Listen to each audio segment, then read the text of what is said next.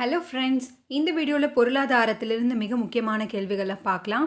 இது higher studies புக்கிலிருந்து எடுக்கப்பட்ட மிக முக்கியமான கேள்விகள். ஸோ வீடியோவை ஸ்கிப் பண்ணாமல் பாருங்கள் ஃப்ரெண்ட்ஸ். லாஸ்ட் வீடியோவில் கேட்ட கேள்விக்கான சரியான பதில் பூடான். மொத்த நாட்டு மகிழ்ச்சி என்ற தொடர் பூடான் நாட்டு மன்னரால் உருவாக்கப்பட்டது. உங்களுக்கான ஒரு கேள்வி, கிராமங்களில் தான் இந்தியா வாழ்வதாக கருதியவர் யார்? இதற்கான பதிலை கீழே கமெண்ட் பண்ணுங்கள் ஃப்ரெண்ட்ஸ். முதல் கேள்வி, எந்த வருடம் வட்டார ஊரக வங்கி பயன்பாட்டிற்கு வந்தது? Repeated question. ஆன்சர் 1975ஆம் ஆண்டு. ஃப்ரெண்ட்ஸ், இந்த வீடியோ உங்களுக்கு யூஸ்ஃபுல்லாக இருக்குது அப்படின்னு நினச்சிங்கன்னா மறக்காமல் லைக் பண்ணுங்கள். தற்போது இந்தியாவில் பார்த்தீங்கன்னா 64 வட்டார ஊரக வங்கிகள் உள்ளன.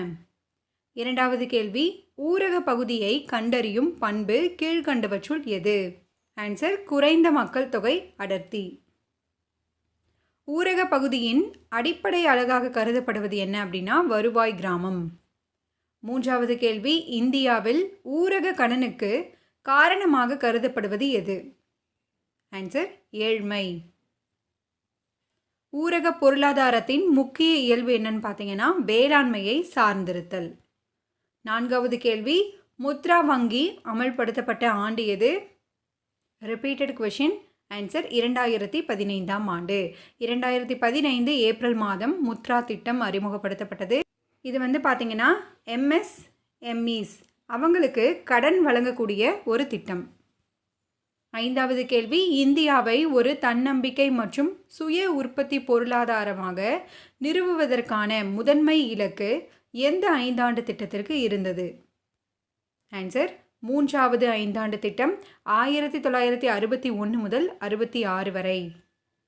ஆறாவது கேள்வி, தேசிய ஊரக சுகாதார பணி அமல்படுத்தப்பட்ட ஆண்டு எது? Repeated question. ஆன்சர் 2005ஆம் ஆண்டு.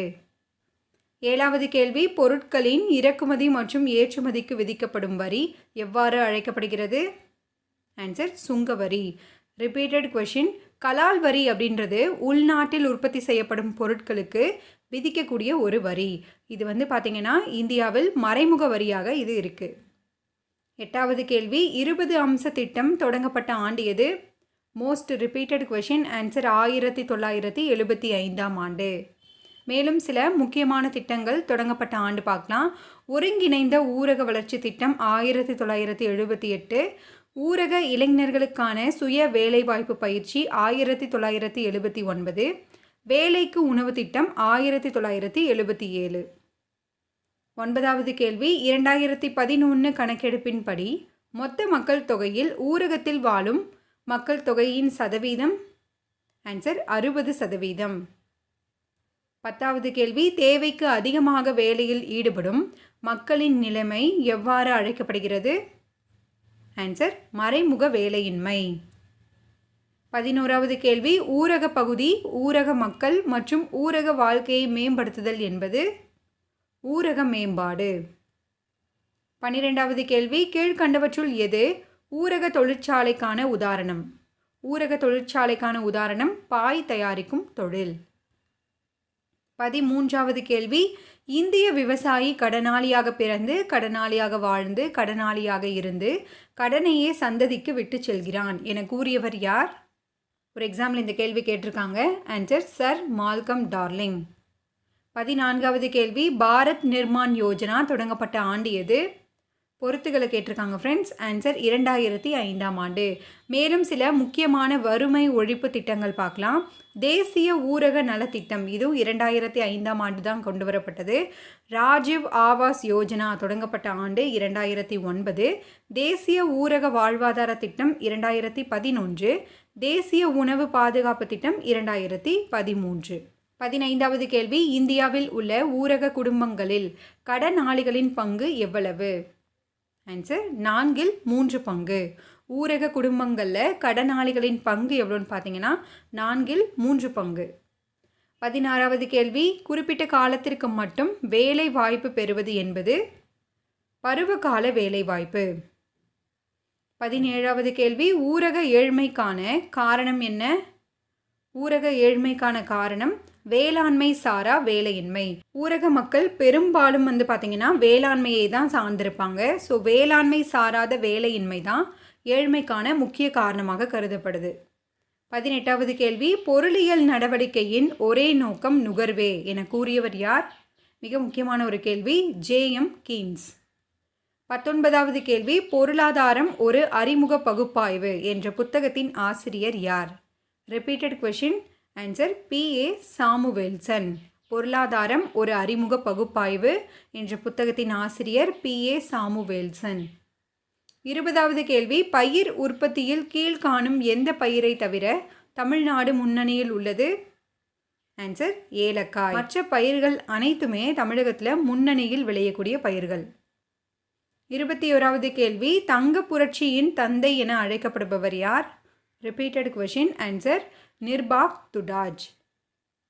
தங்க புரட்சி என்பது பழங்கள், தேன் மற்றும் தோட்டக்கலை பயிர்கள் பற்றியது.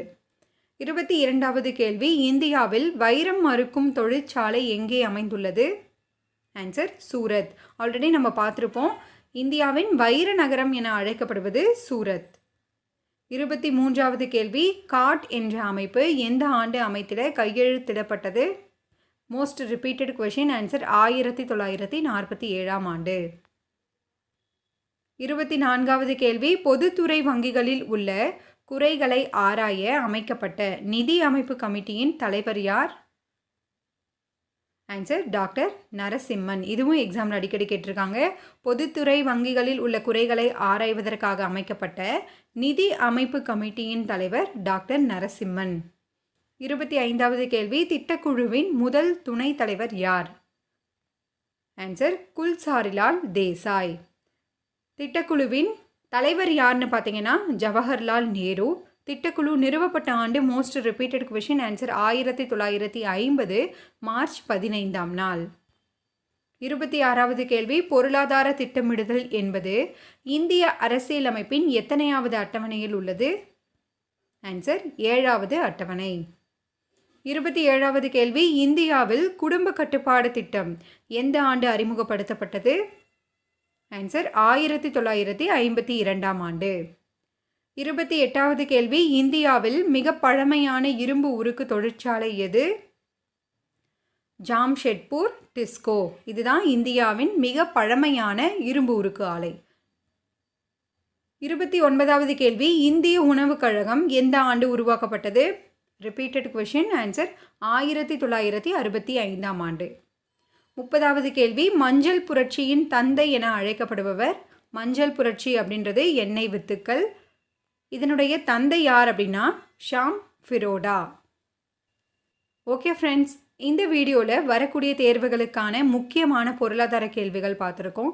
நீங்கள் இன்னும் சேனலை சப்ஸ்கிரைப் பண்ணலை அப்படின்னா சப்ஸ்கிரைப் பண்ணிக்கோங்க ஃப்ரெண்ட்ஸ். கூடவே பக்கத்தில் இருக்க பெல் ஐக்கானையும் கிளிக் பண்ணிக்கோங்க. தேங்க்யூ.